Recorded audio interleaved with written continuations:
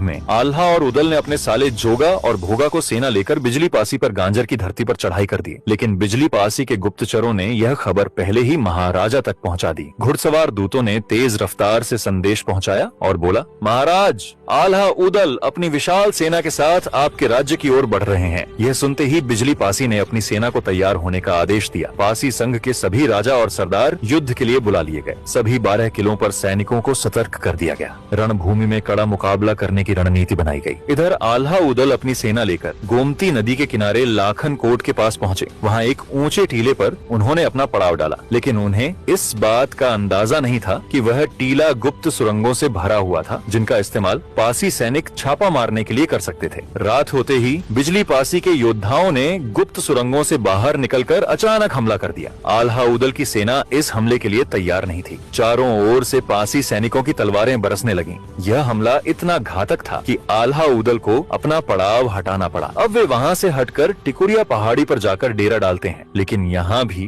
पासी गुप्तचरों की नजर उन पर बनी रहती है। इसलिए आल्हा और उदल की सारी खबरें राजा बिजली पासी को मिलती रही। अब देखिए, यहाँ पर एक खतरनाक गेम चेंज होता है। इस युद्ध से कुछ दिन पहले ही महाराज सातन पासी काकोरी में पासी राजाओं के संगठन में शामिल हुए थे, जिसके कारण वो महाराजा बिजली पासी से ज्यादा दूर नहीं थे। इस संगठन के कारण जब लोगों को पता चला कि आल्हा उदल ने हमारे दोस्त बिजली पासी पर हमला करने वाले हैं, इसलिए महाराजा सातन पासी और कई पासी राजाओं को मिलकर बिजली पासी की मदद करने चले आते हैं। अब युद्ध का समय निकट आ गया और अगले दिन सूरज की पहली किरण के साथ ही गांजर युद्ध का शंखनाद हो गया। नगाड़ों की गर्जना से पूरा मैदान कांप उठा। दोनों सेनाएं आमने सामने खड़ी थीं, जिसमें एक ओर थे महाराजा बिजली पासी, महाराजा सातन पासी और कई पासी राजाओं, जिनकी सेना अपने राजाओं के लिए मर मिटने को तैयार थी। तो दूसरी ओर थे आल्हा उदल, जो अपने साले जोगा और भोगा के साथ एक हुंकार बांध रहे थे। जैसे ही युद्ध का शंखनाद हुआ, दोनों सेनाएं एक दूसरे पर टूट पड़ी। राजा बिजली पासी की तलवार बिजली की तरह चमक रही थी। वह जिस ओर वार करते, वहां दुश्मनों के रक्त की धार बह निकलती। उनके सैनिक